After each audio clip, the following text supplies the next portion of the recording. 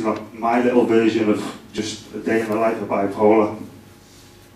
I've got hypomania too, which means my head goes at like a million miles an hour from one minute to the next. I'm actually on mood stabilizers, which controls my head, kind of like some next level Star Trek stuff.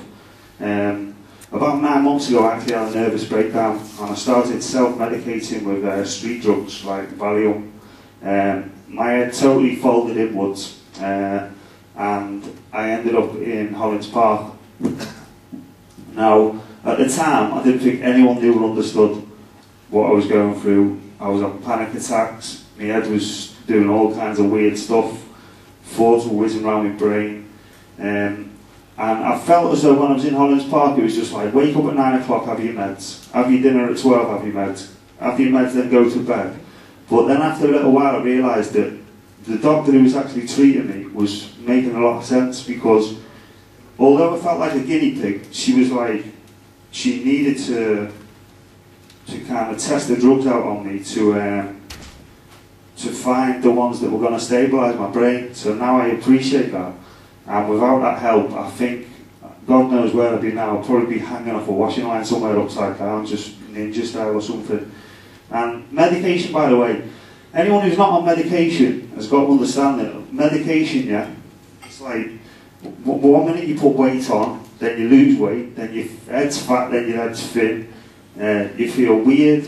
I've had uppers, downers, inners, outers, siders, I've had olanzapine, quetiapine, mirtazapine, lorazepam, nitrazepam, and believe me, it's no fun. It's like, it's no fun having mental illness, but the fact of the matter is that they've got to try the medication. Again, I've repeated myself, they've got to keep trying the medications to settle our brain. Otherwise, I don't think society would kind of like accept. For example, I got in a massive drama school in 2005, and after 2 years of me bouncing around the university, I actually got thrown off the course. Now, I asked my psychiatrist at the time to write a letter to the head of the drama department, and still they expelled me from the course. So they were scared to death of me, because I was like answering questions before they'd even asked them. I would have been like a professional actor by now, and I would have still been fighting bipolar, but you know, I would have had like a degree. So that's kind of like the severity of mental illness, and them not understanding it. They were scared to death of me, because I was like answering questions before they'd even asked them. Do you know what I mean? And my head was just that quick, it was like, but I could learn lines just reading them once. And I just think that it scared them. And then when the note came off the doctor to verify that I had mental illness, they were like, oh my God, he's got to go.